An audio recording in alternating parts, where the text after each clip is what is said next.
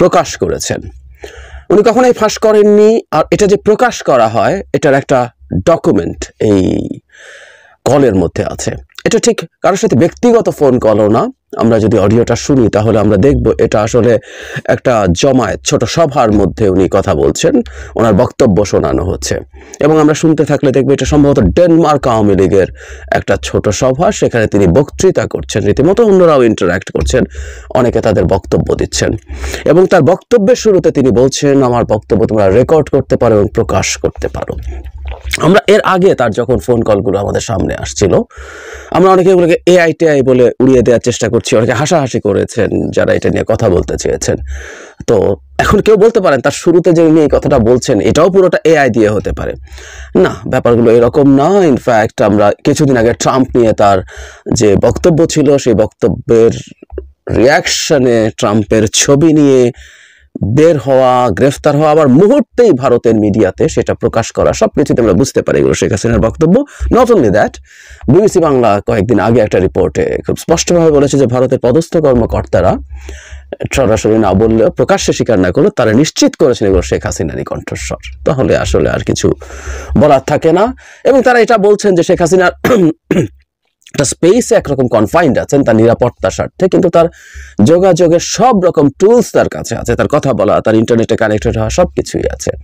সুতরাং এটা একটা নতুন ডাইমেনশন এবার তিনি নিজের মুখে বলতে আমরা শুনছি। ভেতরে যা যা আছে এগুলো এক ধরনের গতানুগতিক কথা, তার ডিনায়াল প্রথম থেকেই আছে। উনি কাউকে হত্যা করেননি, গণহত্যা করেননি, সব গণহত্যা ডক্টর ইউনূস করেছে। পুলিশের কাছে কোনো মেটাল বুলেট তার সব ভাষ্য মতে নাকি ছিল না, ফলে সবাই যা ইচ্ছা তা করতে পেরেছে, কোটাই মেনে নিয়েছেন। তারপরও কেন এগুলো হলো, উদ্দেশ্য ছিল নাকি তাকে হত্যা করা, এবং সেটা করার জন্য সবাই চেষ্টা করেছে। তখন আশপাশে লোকজন তাকে হত্যা করা মানে বাংলাদেশকে হত্যা করা, তিনি না থাকা মানে বাংলাদেশ শেষ হয়ে যাওয়া, বাংলাদেশ এখন ভালো হতে শুরু করবে, কারণ তিনি ছিলেন না, তিনি নেই, তিনি থাকা মানে এই দেশ শেষ হয়ে যাওয়া। তিলে তিলে এই দেশটাকে উনি শেষ করেছেন, এবং এই শেষ হওয়ার মাসুল আমরা কত রকম ভাবে দিব আমরা এটা খুব স্পষ্টভাবে দেখতে পাচ্ছি। যাই হোক, দীর্ঘ আলো কথাবার্তা, অনেক লম্বা কথাবার্তা বলছেন তারা, নানান রকম বক্তব্য দিচ্ছেন, তার পাশে পাল্টাপাল্টি ইন্টারাকশনগুলো আমরা শুনতে পাচ্ছি, অসংখ্যবার আপা শুনতে পেয়েছি। নট অনলি দ্যাট, লুটপাট, এই সরকার নাকি সবকিছু লুটপাট করার জন্য, এই অভ্যুত্থান হয়েছে লুটপাট করার জন্য। মানে বাংলাদেশের ইতিহাসে বা পৃথিবীর ইতিহাসে এত বড় লুটপাট করা কোনো মানুষ যার নেতৃত্বে এই ঐতিহাসিক লুটপাট হয়েছে, কোনো একদিন এই লুটপাটটা স্টাডি হবে আমাদের রাষ্ট্রবিজ্ঞানে।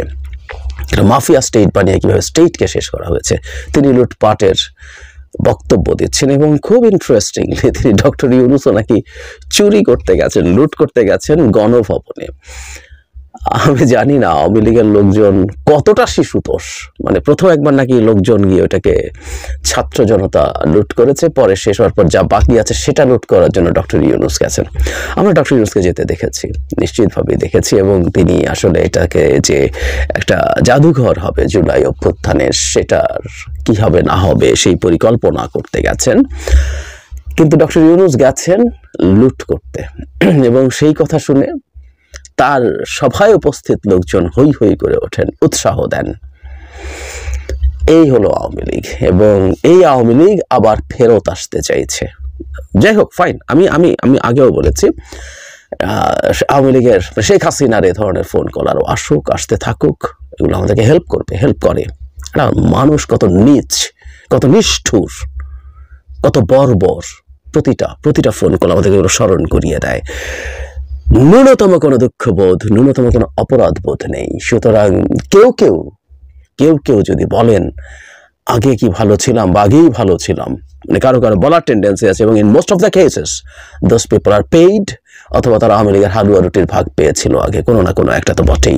যাই হোক, আগে ভালো ছিলাম কিনা, এই নারী যতবার আমাদের সামনে আসবেন, কথা বলবেন, তার চেহারা দেখাবেন, তত আমাদের জন্য সেই জিনিসটা কমব্যাট করা সহজ হবে। কিন্তু আজকের ভিডিও যেটা সবচেয়ে জরুরি আমি মনে করি, সরকারের এই ব্যাপারে কথা বলা দরকারও আছে।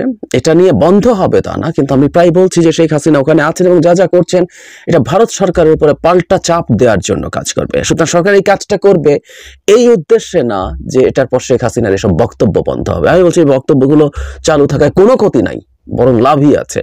কিন্তু সরকারের অবস্থান তার জায়গা থেকে এটা হতে পারে। ডক্টর ইউনুস ইনফ্যাক্ট রিপিটেডলি এটা বলেছেন। ইনফ্যাক্ট গতদিন আমি আল জাজিরার সাথে সাক্ষাৎকারেও দেখেছি যে তিনি ওখানে ফর দ্য টাইম বিং আছেন, ইটস ওকে, তাকে চাওয়া হবে যখন তার কনভিকশন হবে।